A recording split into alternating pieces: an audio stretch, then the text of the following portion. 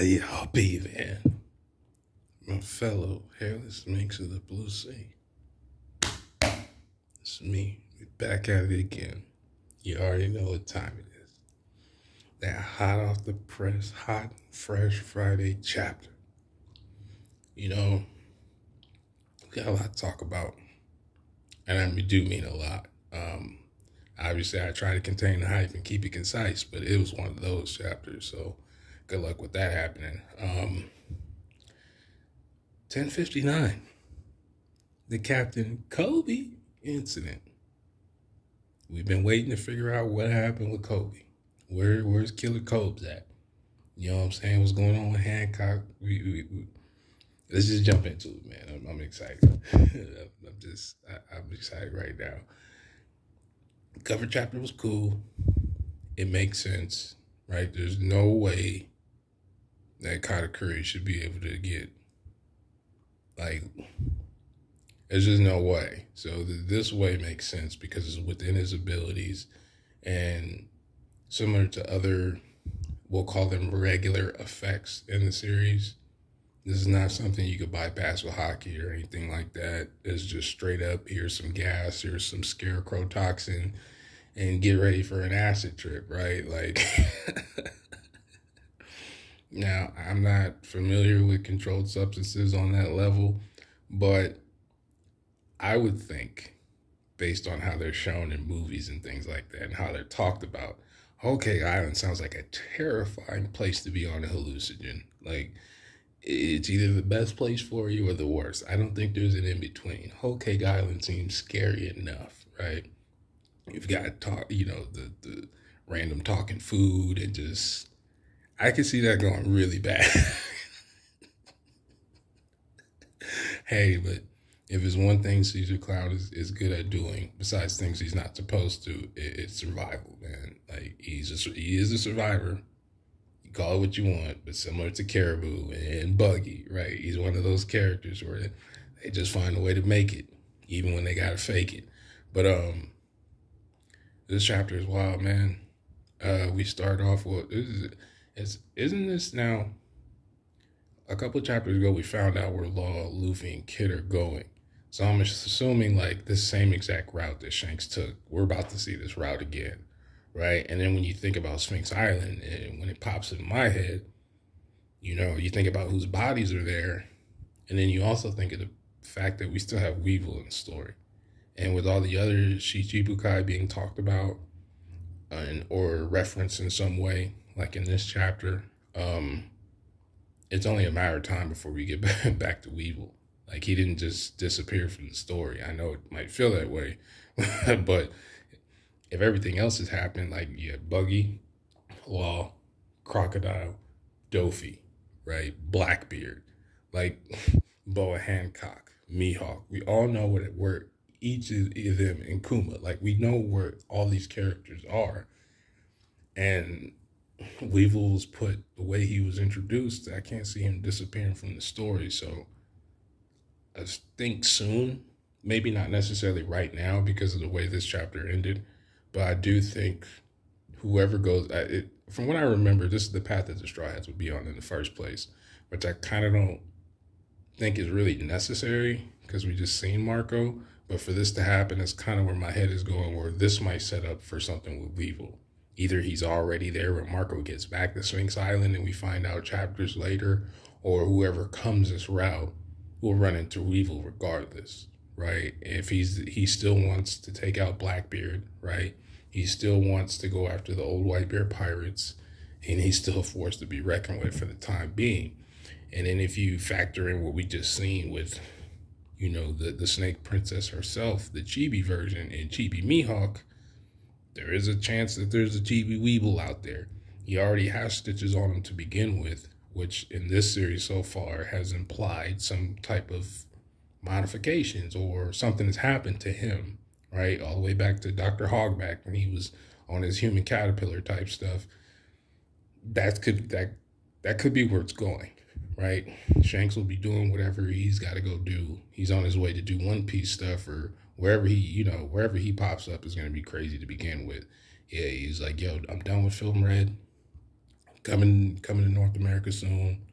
You know, big shout out to my lawyers and all that Shanks is on. But that's kind of what I was thinking about with the Sphinx Island thing. I think that's going to come back sooner than what we think. Now we get to Amazon Prime Island. The Kuja. We haven't seen them in so long. You know, obviously we hadn't really have a reason to. Like, we saw Hancock during the disbandment of the Shichibukai. Like, that situation during the...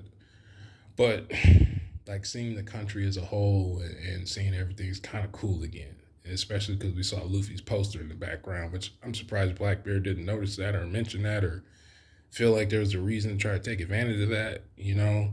But it is what it is. It's probably not a big deal, right? So we get a flashback through them that weeks prior, right? You had Koby, the SSG, and other fodder Marines show up, right, to Amazon Prime Island. Now, out of all the things that I could have thought of, I didn't think Blackbeard was going to show up to. Not here. Not for her. The last time we saw Blackbeard implied something a little bit more sinister as far as what he's after. Him being after Bo Hancock's power is very interesting.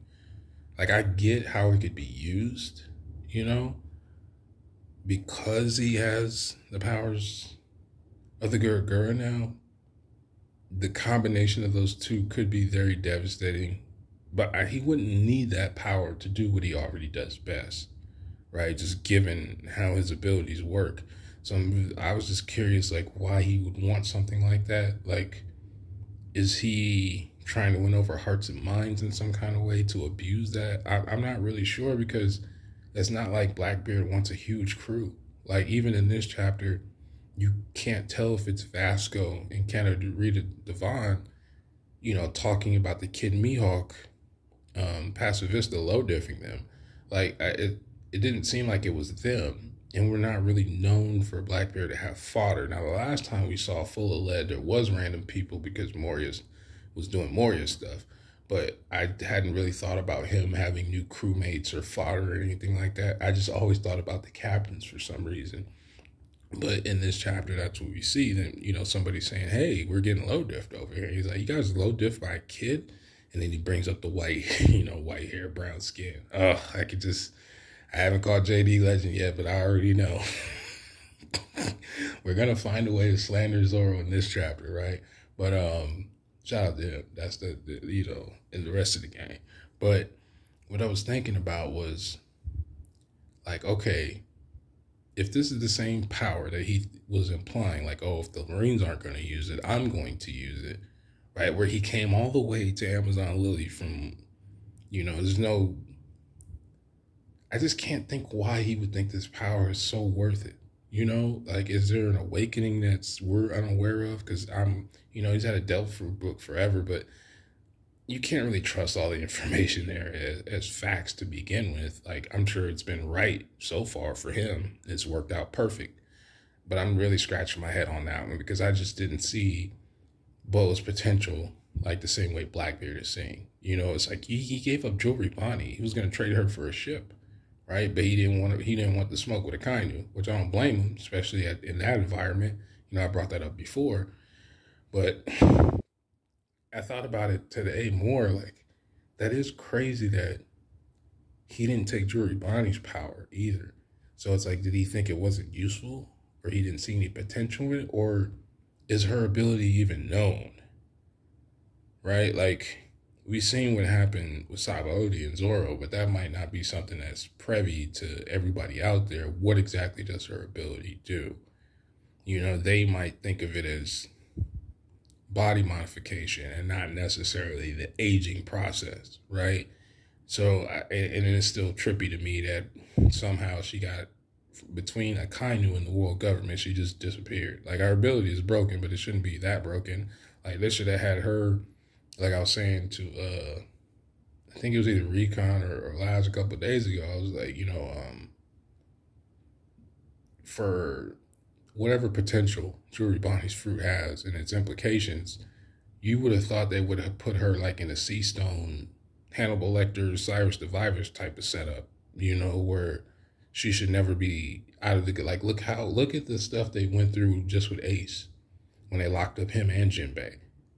Like, they didn't play no games. So how is it that Bonnie escaped? You know, and I was thinking about that, but I'm like, wait a minute. You know, in my eyes, at least, not knowing all the abilities of the metal and its potential, just on paper from a narrative standpoint, Jordy Bonnie's ability seemed more important. But to someone like Blackbeard, who we assume knows things, he didn't really care about her ability. And I was thinking about something like, because of the way Katarina Devon and Vasco were talking, it almost implied, at least to me, obviously I always support the Viz, but to me it implied that Blackbeard could take your powers and you don't die. It just so happens that Whitebeard died because he was already old and he already was sick, and he fought, you know, on some Kaido stuff. He pretty much 1v1 the verse at the time. Like, so, but we know Blackbeard didn't take her. You see where I'm getting at? Why that's so confusing to me. And it almost makes me think, like, clearly he couldn't have took Bo's powers from her. And from what we know, if everybody got their ability, the ability got reversed and they weren't stone anymore. You know, this conversation is really, shouldn't be a big deal, but to me, you guys know I overthink things. That's part of what I do. This part was really weird to me because it's like, well, why? Why Bo and not Bonnie? And if he can take abilities without killing you, did he take Boa's ability? And I'm only asking this because, yes, she did undo the stone, but more than likely, right? Because as far as we know, Blackbeard's gone. He went about his business to go do whatever, and he just took Koby with him. I don't even know if this part's true, right? Because we got a second kidnapping type of cliffhanger now, right? We got a situation with Sabo and Vivi, and then we got this thing with Koby, where I don't know if they're do these themes tying together in some way. Is that why this is done like this, or is it just coincidental? You know, sometimes you can't tell with the story, but it's really puzzling to me because I want to say that's something he could do, but it's like, when would he do it? You know, because Blackbeard says, like, because Katarina Devon says, I want to wring her neck and I want to put her head on my mantle, basically. That's what she's saying. You know, and that had been alluded to before, that's what she's on, which is part of the reason why we've thought, you know, either Robin or Nami, not just because they're female, but because in the story, especially from a Nami standpoint, random people always comment on her beauty, right? That's like been a thing. It's not just the community, it's just the people in the story look at her like that. So now you have it with Boa, and then Blackbeard's like, look, after I get what I want, you guys can do whatever you want, right? I just need her ability. Now, he could be saying that in referencing to putting Boa's head on her mantle, his mantle, or, you know, that statement that she said. But I kind of took it as he could take her ability and then Katarina Devon could kill her if that's what she wants to do. And then Vasco says, wouldn't it be more fun to take her alive? Which is, I'm not even going to get into that. Yeah, I mean, hey, look, man. Like I said, we're not those kind of pirates. Like, I mean, canonically in real life, yes, that's exactly what would happen. But we don't do those here. It almost, like I said, it could imply that he could have took her power and they could have just kept her around for, we'll say, unlawful purposes. And like I said, it's not even really a huge deal, but I don't know, it almost, to me, like, because at the end of the chapter, Boa has bandages over her head, like she's cosplaying as Fujitora right now. And if you look at, if this was 3 weeks prior, right? And at the end of the chapter, they're speaking in present tense, right? Where we find out Shaki is a previous captain of the Kuja Pirates, right?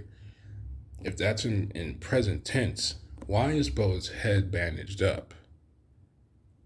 the last thing that we seen happen to her was Blackbeard choking her, and she had blood coming out of her mouth and a little sweat, but there was nothing going on.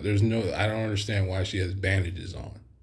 That's the part that's throwing me off, where it's like, did something happen to her after that we're just not aware of yet? Because if you look at her face, this might just be her normal prideful kind of thing, but we've seen her act prideful right after a bad situation. But the way that she's, I don't want to say being submissive, but like Rayleigh's like a father figure, and she's just sitting there, like the look on her face and everything that's going on. I don't know. It's just off to me. Something about that is off to me again. It might just be me doing what I do best, even at the worst times. But it was really iffy. I don't know if you guys noticed that too, but to me, it just, something about that, almost like they were talking about how Blackbeard's, I've talked about how Blackbeard's ability may work for years. I'm sure everybody has. But that part kind of stuck out to me more than the other stuff, just because I don't know if that was a hint or not. Like, I don't know. I just know that it stuck out to me. But not to get too sidetracked, but I just thought that was, I don't know, Now, the interesting parts, obviously, is these upgraded pacifistas, which for years I've been saying, like, for them to have an impact, they better have hockey or something, right? Something, if they didn't have the ability to access hockey, they would never be a threat to any top tier anyway, no matter what you do. You can make them, it's just, like, even when you're dealing with non-devil fruit users, I will say that's almost even worse, because the stronger characters in the series who don't have devil fruits are probably masters in hockey. So although hockey doesn't stop everything, we see it's a force to be reckoned with. It's just like, that's not even debatable at this point, especially now we know coding has been confirmed to be a thing. Them being a Lunarian is... Now, I've been saying, since I read this chapter, I'm like, yo, are the Lunarians about to get Senju DNA'd? Like, is that about to be a thing? Like, we've already had this set up through the Vinsmoke children and how the lineage factor can be, as well as the cloning, right? Back in Whole Cake Island, you guys know, back in Whole Cake Island, how much I used to talk about when are the clones going to cook? Because it's one of those things in the series where it's like, it's a big deal.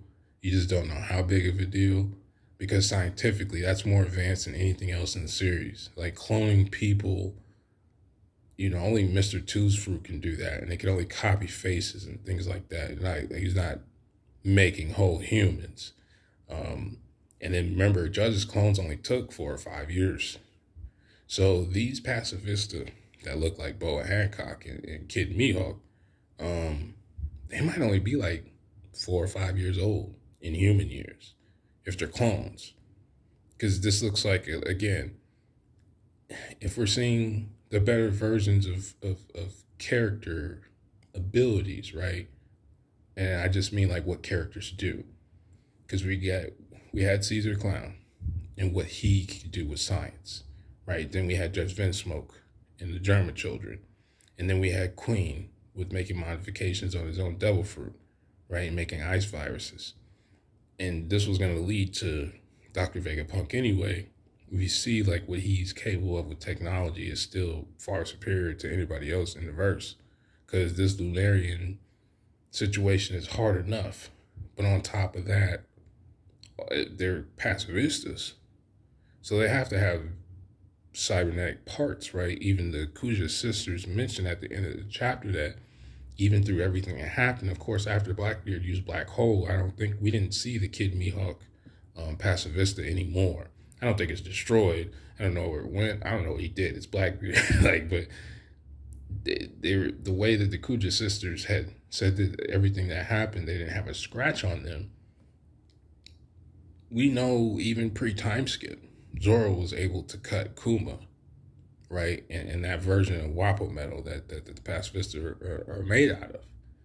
And we know Frankie, I won't say he perfected Wapo metal, but it was something that was brought up during his time skip situation, like the things that he was doing, how he worked on his own body, right? And how this makes me think Vegapunk went up to him with his version of, it's like a newer version of metal, if that's what they're made out of, for their skin to be that tough. because we've seen King can get scuffed up, and he's a Lunarian. So this has got to be something a little bit deeper than just a Lunarian clone, right? This is a Lunarian clone cyborg deal. Now, why it has Boa Hancock's face, I can only think that it's for psychological purposes, and it doesn't necessarily mean all the Pasta Vista we see will be Shiji Bukai. They just happen to have been. It could be anybody that the government has captured up until this point.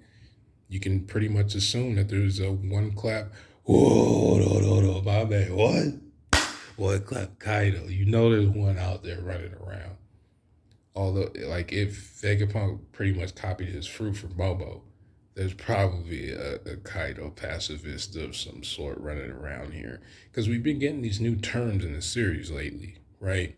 Something that was I won't say overlooked, but we don't have enough information to go deep on it other than the word that was used. You know, I talked about a couple of chapters ago when the Gorosei brought up, oh, that's the Holy Knight's jurisdiction. You're like, wait a minute, who? You know, I thought this, like, is this some new term for Cypherpole or something? You know, and then now we get new terms through the Pacifista with this Seraphim thing, which that leads to a whole world of lore on its own, right? And what we think and, you know, what the Lunarians could have represented, you know, and we'll say the Void Century times and before, one of the ideas out there is the fact that if you look at the different species of human, per se, in the One Piece world, they all have a poneglyph, and they all have these parallels to them, right? You have the Skypeans with their situation, you had the Minks, right? And you have the Fishmen, and now you have the Lunarians. Like, it's probably not on accident, right? And with the Lunarians resembling, I don't want to call them anti-Skypeans, but they're like the cousins of Skypeans on the dark side or something of that nature, right? Because and then they're much different than everybody. They're almost, the way they can use fire, it's similar to how the fishmen can use water, right? And how the minks can use electro. It just seems like every, I don't know what you want to call them, species of human, they have something akin to them that's nature relative, you know? And it's like, well, how does that translate into making a warrior, you know, like Mihawk? How did that happen? Like the bow one I could see, like I said, I know I got sidetracked there. It was probably for psychological purposes, you know, for the Kuja to see one of their own, basically, someone they, like, no one is admired more than Boa Hancock. So it's almost like the government mocking her personally, like they did when she was a child, when she was a slave before Fisher Tiger, you know, helped free a lot of people, and whatever implications of Joy Boy that may or may not be there, right? It's almost like they're saying to her, you know, surrender, or we're going to use you, you know, use your history against you type of situation. Because, like, why else make her look like that? Like, it just doesn't make any sense to me. And I'm wondering, right, and this is where we're going to start tying in things that we're thinking new deep about clones and stuff. I'm wondering if what happened with Vivi and Cobra and Sabo ties to this in some way on a parallel, because we've already had the idea that if Sabo really didn't do this, it had to be somebody using an ability that looked like Sabo. Now, this is going to sound kind of crazy. That actually doesn't even sound like crazy. Remember what family Sabo belongs to. Like, it's not talked about like in the royal families or anything that we're aware of, right? But it wouldn't be that crazy if they has like Sabo's DNA on file either. You know, like, it just, to me, it wouldn't be that crazy. And it's like, if there's a Lunarian version of Sabo, him being called the Flame Emperor would still make sense, right? Given how they use their ability, the Lunarians. It's just a matter of the wings. Like, people probably would have noticed he had black wings, and that probably would have gotten brought up. But if, for one reason or another, because he always wears a coat, I don't know. Like, I couldn't really tell you. But let's just say there's this Pacifista Sabo running out here where you can't see the wings. you would just think, oh, he's using the Maramara because he's had the Maramara since Dressrosa. It's been a couple of years now. You know what I mean? So him using fire techniques wouldn't seem too crazy. And if that's what, if in that form he killed Cobra, that's what that could look like, which would tie back to cloning and all the stuff that the world government doesn't do, that they're not, like the things that they do that they're not supposed to with weapons manufacturing, which ties to the Revolutionary Army. Where I'm thinking now, because of this chapter, the conversation that we're going to get with Sabo and Dragon is possibly different than what I was thinking, where he may say something to them where it's like, they just got Kuma back, right? And if the government fumbled the bag and Kuma got away, if they might not have been worried about it because of the new pacifista, right? And he might be saying something about the pacifista, like the Sabo that you see or heard of, that's not me. Something of that nature. So maybe he says something that only the Rev would understand, or Dragon specifically would understand.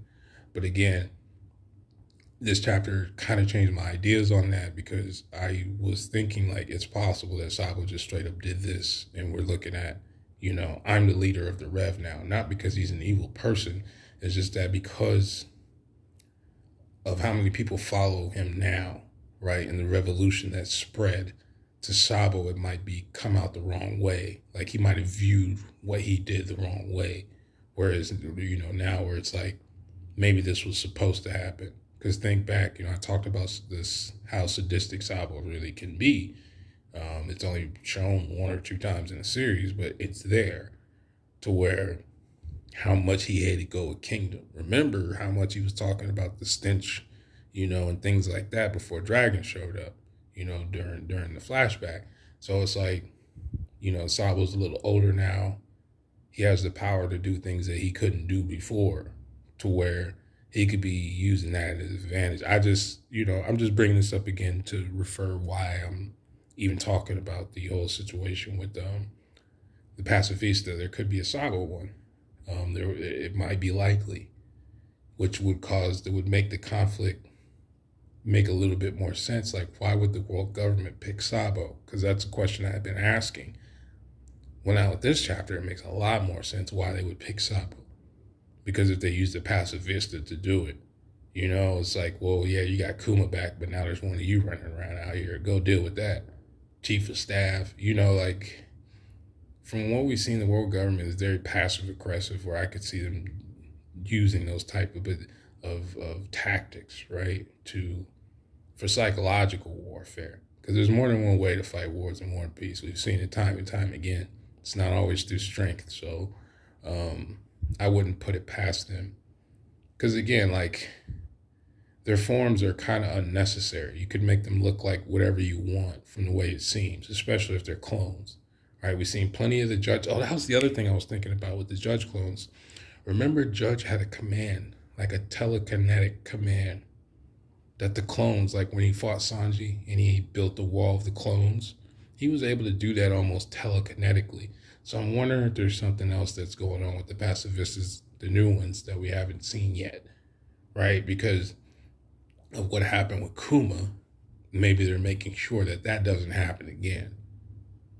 Because, like, I have to think after a certain amount of time, even though as competent as the world government has seemed, they probably had an idea that Kuma had something to do with why the Straw Hat's even alive right now, right? Way back at Thriller Park. Like, why are they alive? They shouldn't even exist. You know what I mean? And everybody else has been able to keep tabs on the Straw Hats through some ways, like I used to talk about with Sanji. Everybody knows Sanji was at Akama Island. Like, everybody knows that. That shouldn't have been a known thing. Like, outside of us, the reader, for the most part, the reader and Kamabaka Queendom, like, these should have been the only people that know about this. And yet we're not. So, again, I know that's kind of out there, but the more I reread this chapter, you know, a lot of times when I'm reading a chapter, I always read the previous couple of chapters regardless of how many times I read them, right before I read the next one, because sometimes a chapter on its own doesn't necessarily give you all the context. Like, but then because of what we've seen previously with this dragon situation, it almost makes me think that these don't necessarily have to be two separate things. That was my only point with that. Now, the Mihawk thing, using him, like I said, I think that's just them straight up flexing. I'm not sure they have Mihawk's DNA or anything like that. I'm not sure how they made his eyes look like that, because, you know, the old theories about Mihawk and Instant Messenger Sama having the same eyes, like, it's always been kind of weird. And then now we have a pacifista with the same eyes, so I'm not sure if that is even a big deal anymore. But it's like, why make a Mihawk version? Again, the Boa Hancock one makes sense. The Mihawk version kind of doesn't, because he's not tied to anybody but Zoro, Shanks, and Perona, and some monkeys. Like, he's not... I'm not sure what that would do. I guess they just said, hey, we're going to copy somebody as strong as possible and just go with that. I'm not sure how that would work. And it's like, these pacifistas are a lot more aggressive than Kuma was. You seen how quick he speed blitzed Blackbeard. He didn't even care that was Blackbeard. Like, it's definitely seems a bit more impactful than previous pacifists. I still think they're almost nothing to be worried about. I know it sounds disrespectful to the Kuya village. Like, even when Kid Mihawk sliced the mountain down, I'm not gonna say it was cool, but if you think about what a Lunarian is supposed to represent, and this is an upgraded Kuma, him slicing a mountain, it looks cool, but like, Zoro could do that pre-time skip. You know what I mean? So it's just like to show that they have power. To me, it was more of an impact that he split blitzed Blackbeard, to the point where Blackbeard had to use hardening, where we haven't seen him on panel use hardening the entire series. And it's kind of been one of those things similar to Sanji, where you just assume he has it, because why wouldn't he, especially Blackbeard? Like, it kind of didn't make sense. But until you seen it on panel, you couldn't really say for sure. Like with Sanji, it was just like, he obviously should have Arm Aki, right? That would be wild if he didn't. But we never actually seen him use blackening until Wano. Like, at first I thought it was him using his ability, but that kind of wouldn't make sense. Why would he do that? These aren't based on devil fruit powers. And then on top of that, his ability does not give him intangibility. So he would just have to use hardening, which I thought was interesting. Now, because he's a Logia, and his natural reaction now, because that was pretty fast, right? If he doesn't necessarily have to be this, Kid Mihawk doesn't necessarily have to be the same speed as OG Mihawk, but if he just needs to be fast enough. Like, we've seen Blackbeard get speed blitz before, so it's not like I'm sitting here saying like, oh, you know, he's like Kizaru or something. Well, that shouldn't happen. But at the same time, when it comes to actually fighting people, he's somewhat cautious from what we've seen so far. Like, he lured Ace into a situation that benefited him, right? At Marineford, he took advantage of a situation that benefited him. When he had Akainu solo dolo, you know, I know there's fodder there, but we don't count them. He wasn't willing to fight. He wasn't willing to fight at Shanks at Marineford either. And then now we see Rayleigh pull up, and he's not willing to fight Rayleigh right now, even though out of all the people that we've seen him against, Rayleigh would make the more sense that he could beat. And yet he still left, because Rayleigh's reputation is like, he already knows, like, even if he could beat Rayleigh, it might not be worth fighting him, you know, similar to Kizaru. So now that's funny too now, because now we have, I know people are like, well, it's Blackbeard, he runs away from everybody.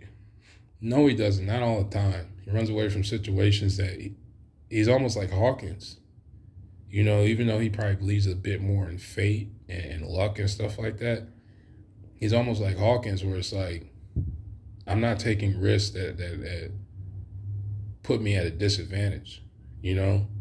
And the funnier part too, that kind of remind me of Impel Down, when they got, with Vasco and Katarina got hit with Boa's ability, remind me of Impel Down. Like, even though they hunt devil fruits, they're not fully aware on all their capabilities and what people do, because they could have died to Magellan. Like, had it not just specifically been Shiryu there, right, with an ability to give them an antidote, which I understand why Magellan would have an antidote to his poisons, but you would think he could just change his poisons at will anyways, but that's another story. But right, they could have died right there. And they got lucky. The same thing happened here, where basically Boa, which I'm wondering if this is true, which leads to another conversation. Boa told Blackbeard, even if you kill me and it has to give somebody else my ability, they can't undo this. Which she could just be lying. That's definitely true. That would be like, is it worth the risk to find out if she's lying or not? You know, it's almost like a Robin and Poneglyph thing, where if she's telling the truth, you just lost your entire crew. Granted, you killed a whole bunch of Marines, but you lost your crew that you went through, whoever, you know, whatever it means, right? You're going to level 6 of Impo down just to get your own crewmates, only to have them low diffed by what on paper normally looks like a gag ability. But if you think about the inherent weakness of lust to begin with, it's a natural weakness for like 99% of the population of the One Piece verse. So, like, including women, there's really no way around it.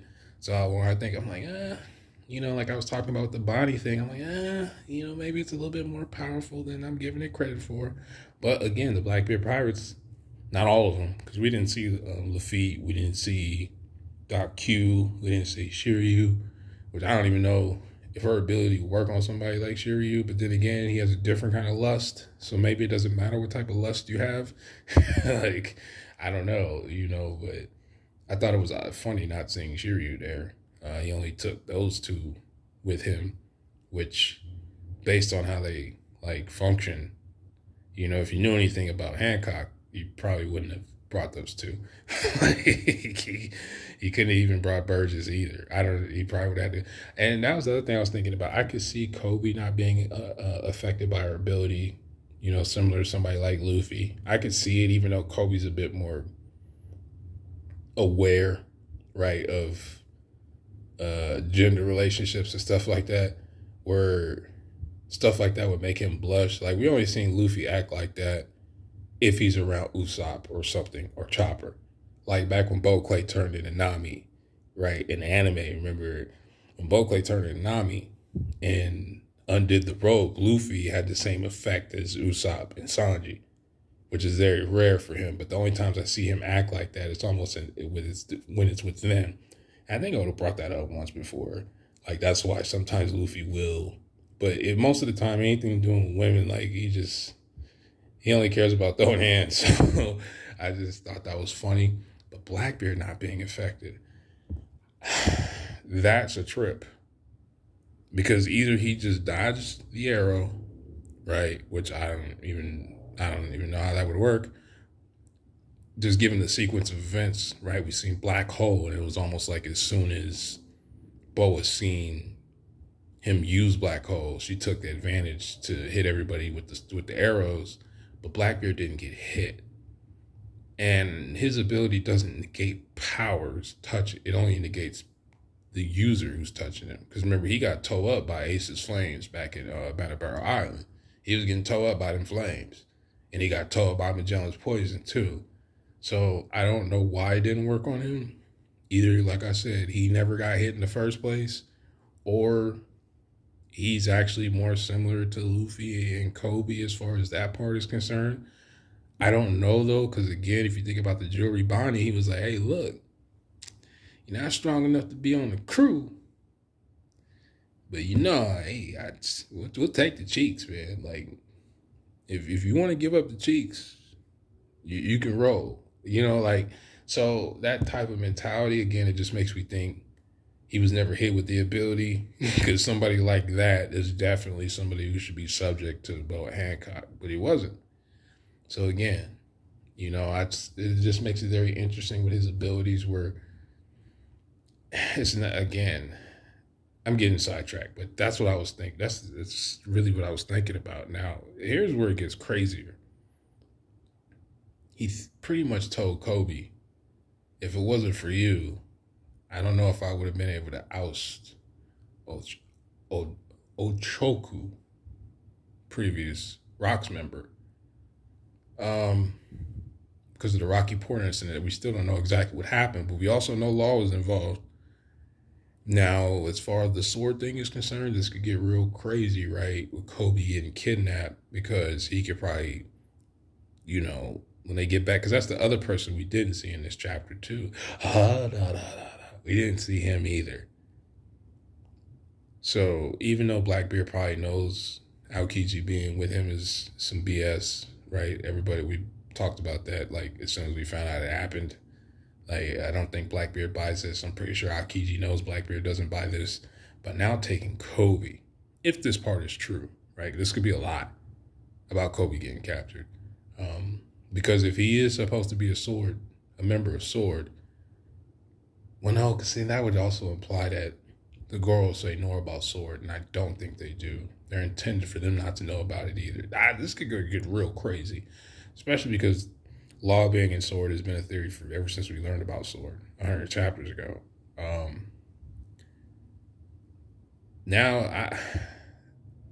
Why kidnap Kobe? That's really that part.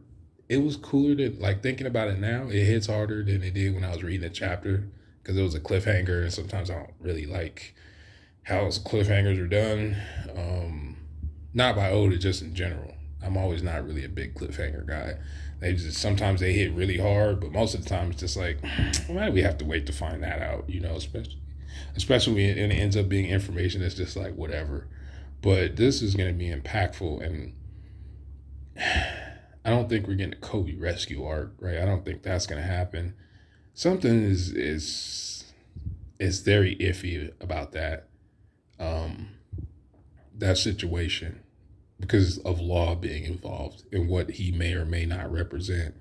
And then Law is another person who, if anybody needs to watch out for their devil fruit abilities around somebody like Blackbeard, it's definitely Law. Him having Law's ability. But you know what, too? Blackbeard is strange, because remember we used to think that he would have took Marco's ability for himself, right? Depending on how many abilities he can hold.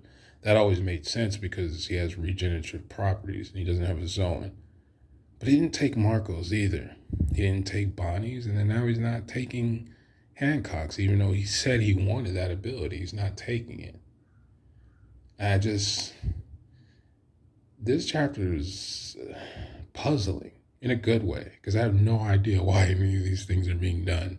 Like the Rocky Port incident, just throwing that in there makes things really crazy because of the sword thing.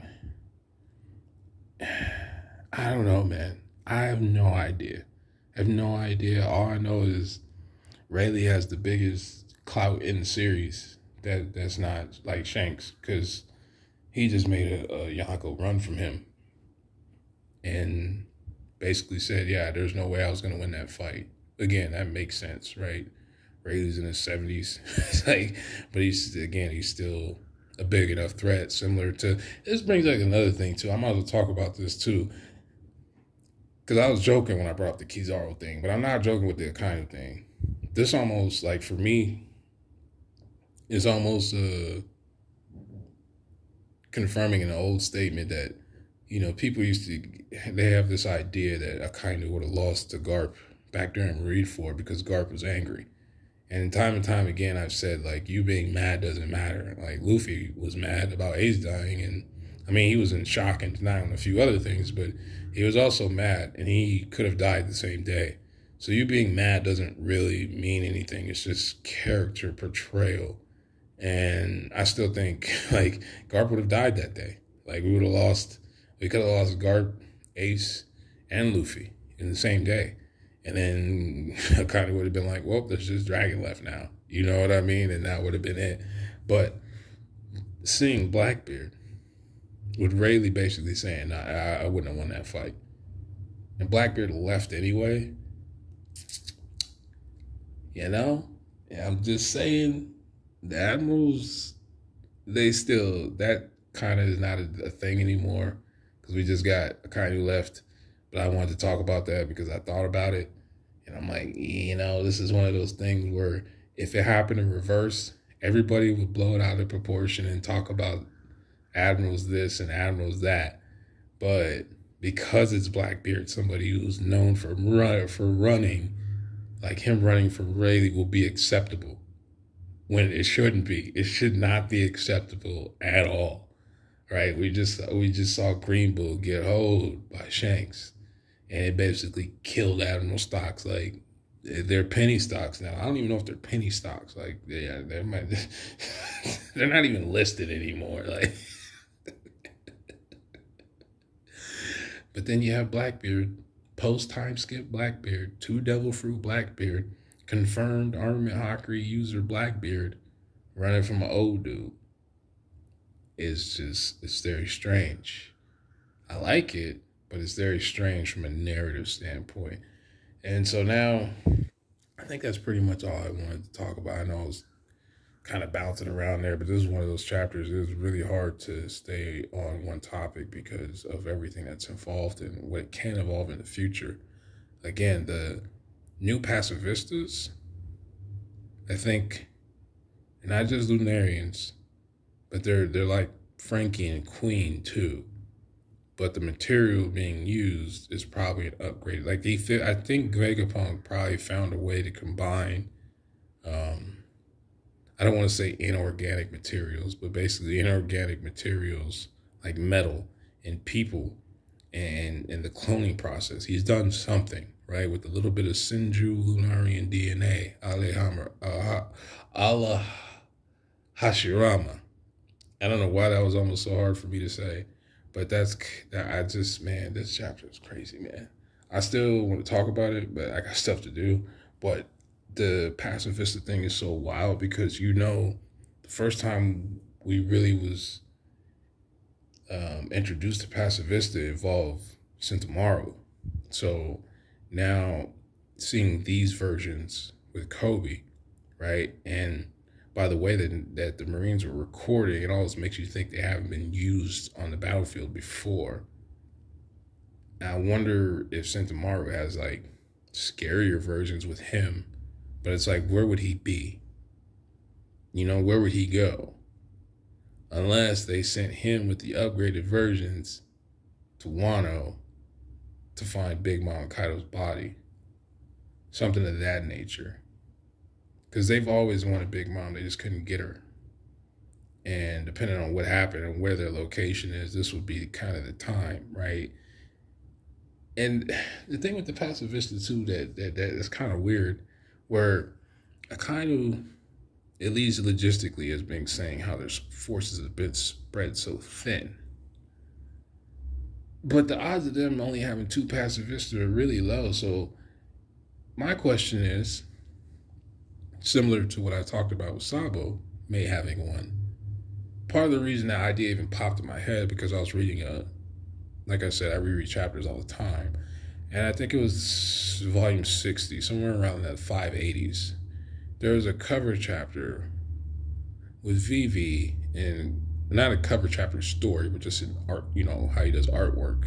It's Vivi, Karu, and it almost looks like it's carved out of wood, but it's an exact clone of Vivi, which ties to the Sabo thing. You guys get where I'm going with, like, where this could potentially be heading.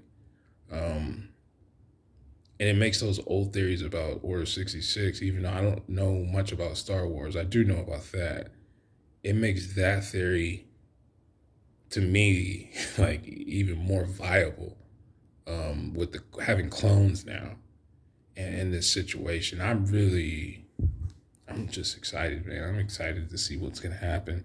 I don't know where we're going next. I don't know what this chapter is going to lead to, because the way it ends, it's almost like a cliffhanger, but that it doesn't mean that, I don't know, because like we cut away from the Sabo and Dragon thing. Now we're getting this. Is there anything else in the story that we haven't seen in a while that should pop up? It's really just Sword. So I don't know. I don't know what next chapter is going to be about. But anyway, thank y'all for stopping by. It's been a long time.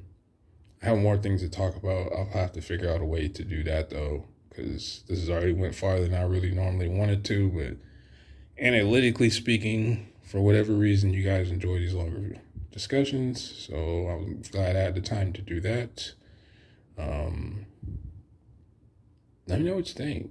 I know what I'm about to be doing in about a couple. I can't wait to get home. Oh, I'm already home, but I can't wait to leave and then come back home. So I can watch some reactions. I'm sure you guys have come up with some crazy ideas and cover chapters that I've forgotten about that probably tie to this in some way, or I love the outrageous theories out of left field as long as they make sense. But that part is always fun to me. So I hope you guys have fun with that. I'll probably be seeing some of you a little later in a few other spots, hopefully, if not tomorrow. I will be talking about, I guess I'll talk about this now. If you're, I don't know why you'd still be listening at this point, but if you are, thanks. Since Bleach is coming back, I might have to start doing something different, man. I've avoided doing certain things, you guys noticed, for a while, just because it's more work than fun, so I don't do it. But if we're gonna have Bleach, One Piece, Hunter x Hunter, and I've been reading Don to Don. Oh, Don to Don. I want to talk about it, but I want to wait until at least like 10 more chapters. So far, I like it a lot. There's some things in it that are like, yo, what are we doing here? But that's just manga in general, I guess. I've been reading that. I'm always rereading Hunter x Hunter. But Bleach coming back next month in the anime. That's going to change some things where I'm probably going to be doing a lot more content because it's just hard not to talk about this stuff. So I figure I'd bring that up now. Obviously, it'd be better to bring it up in its own video, but you guys know I am about that. But yeah, the Bleach thing is important. The Hunter x Hunter thing is important. Gonna start reading JJK finally. I caught a few episodes when it first came out, but I'm real iffy with series. It takes me a long time sometimes. I can't even tell y'all how long it took me to read Attack on Titan. And then I stopped reading it after 2.5. I never finished it. I'm like, oh, bro, what do we... I still like the story, but you guys know. Same thing happened with Mid-Hero. I kind of already figured that was going... It just wasn't it. It just wasn't it. As soon as we got to... What was his name? Gentle, I think his name was. He had the Luffy-like abilities. I was out. I was like, oh, this is where we end, folks.